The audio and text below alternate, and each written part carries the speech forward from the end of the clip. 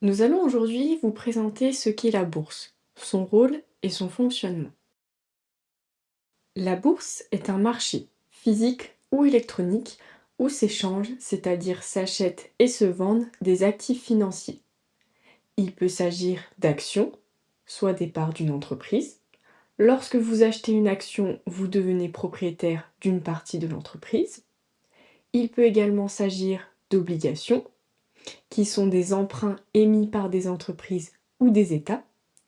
Acheter une obligation, c'est prêter de l'argent à une entreprise ou un État en échange de revenus fixes appelés intérêts et du remboursement intégral à une date donnée.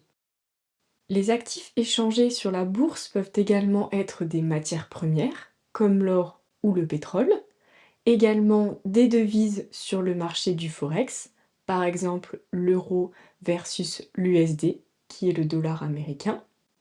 En effet, le prix, appelé la cotation, va évoluer selon les achats et les ventes des devises. D'autre part, les actifs financiers peuvent également concerner les indices boursiers. Ces derniers regroupent plusieurs entreprises cotées en bourse afin de représenter la performance d'un secteur, d'un marché ou d'un pays. Les indices boursiers permettent de suivre l'évolution d'un marché sans regarder chaque entreprise individuellement. Leur valeur reflète la tendance générale. Si l'indice monte, cela indique que les entreprises qu'il contient vont globalement bien et inversement. Par exemple, le S&P 500 regroupe les 500 plus grosses entreprises américaines. Il donne une image globale de la santé économique des grandes entreprises aux États-Unis. Autre exemple d'indice boursier, nous avons le Dow Jones, l'un des indices les plus symboliques de la bourse de New York, qui représente le secteur industriel. Enfin, il est également possible d'acheter ou de vendre des crypto-monnaies, soit des actifs numériques comme le Bitcoin ou l'Ethereum. Intéressons-nous maintenant au fonctionnement de la bourse. Le rôle principal de la bourse est de permettre la rencontre entre les entreprises qui ont besoin de financement pour se développer et les investisseurs qui souhaitent faire fructifier leur argent grâce à des rendements. Une entreprise qui veut lever des fonds peut vendre des actions en bourse. En échange, les investisseurs lui donnent de l'argent. En devenant actionnaire, l'investisseur peut gagner de l'argent de deux manières. Tout d'abord via la hausse de la valeur des actions. Si l'entreprise se développe bien, ses actions prennent de la valeur. L'investisseur peut alors les revendre plus cher que le prix d'achat. Puis, grâce aux dividendes, l'entreprise peut choisir de redistribuer une partie de ses profits à ses actionnaires sous forme de dividendes. Le cours de la bourse, soit le prix d'une action, varie en permanence selon l'offre et la demande. S'il y a plus d'acheteurs que de vendeurs, alors le cours monte. À l'inverse, s'il y a plus de vendeurs que d'acheteurs, alors le cours baisse. Ces hausses et baisses rapides s'appellent la volatilité. Comme nous venons de le voir, la bourse permet aux entreprises de trouver des financements. Mais pourquoi alors les entreprises choisissent-elles plutôt la bourse plutôt qu'une banque? La bourse a plusieurs avantages qui expliquent pourquoi les entreprises optent pour la bourse plutôt qu'une banque. Tout d'abord, les taux d'intérêt. Les banques prêtent avec des taux d'intérêt parfois élevés, ce qui peut coûter cher à l'entreprise. La bourse est plus avantageuse à ce niveau. D'autre part, les montants sont plus importants. En entrant en bourse, une entreprise peut lever beaucoup plus d'argent et souvent plus rapidement que si elle était passée par une banque. Enfin, c'est une question de visibilité et de crédibilité. Être coté en bourse donne une image de solidité et peut attirer de nouveaux partenaires, investisseurs ou clients. Toutefois, il y a également des inconvénients. L'entreprise devient dépendante de sa valeur en bourse.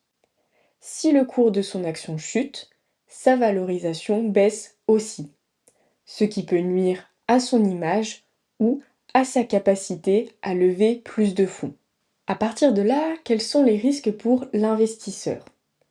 Tout d'abord, si l'entreprise perd de la valeur, l'investisseur perd de l'argent. Enfin, en cas de faillite, l'investisseur peut perdre la totalité de son investissement. Les bourses sont réparties dans le monde entier. Leur importance varie selon le volume des échanges qui y sont réalisés. Nous allons vous présenter les principales bourses mondiales, celles qui ont le plus d'influence sur l'économie mondiale. Côté Amérique, on retrouve deux grandes bourses. Premièrement, il y a le New York Stock Exchange. C'est la plus grande place boursière du monde en termes de capitalisation. Elle regroupe de grandes entreprises comme Coca-Cola ou encore Apple. C'est un symbole majeur de la puissance économique américaine. Deuxièmement, il y a le Nasdaq, la deuxième plus grande bourse des États-Unis. Elle est spécialisée dans les entreprises technologiques. On y retrouve des géants comme Microsoft, Amazon ou encore Google. C'est un des indices clés pour suivre l'évolution du secteur numérique et innovant. Partons maintenant en Asie, où nous trouvons le Tokyo Stock Exchange, qui est la plus importante place boursière d'Asie. On trouve également le Hong Kong Stock Exchange, qui rassemble des gros groupes comme Lenovo. C'est un portail entre les marchés occidentaux et chinois.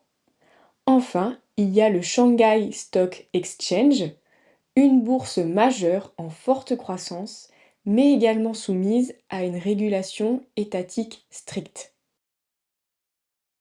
Enfin, du côté de l'Europe, nous avons l'Euronext, qui est la principale bourse européenne.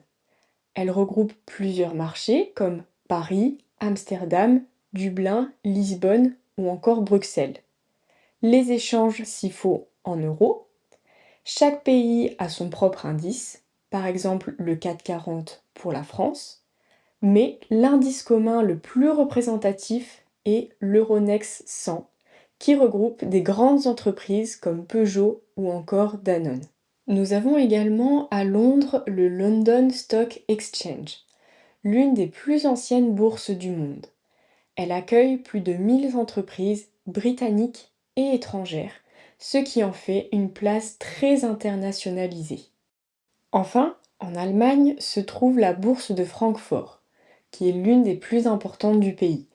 Son principal indice, le DAX 40, regroupe des géants comme BMW ou Adidas. C'est l'un des indices les plus suivis par les investisseurs en Europe.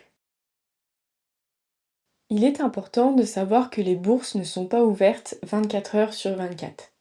Les moments les plus dynamiques se situent souvent à l'ouverture, à la fermeture ou lors des chevauchements entre les différentes bourses. Voici les horaires d'ouverture à heure française des grandes places boursières.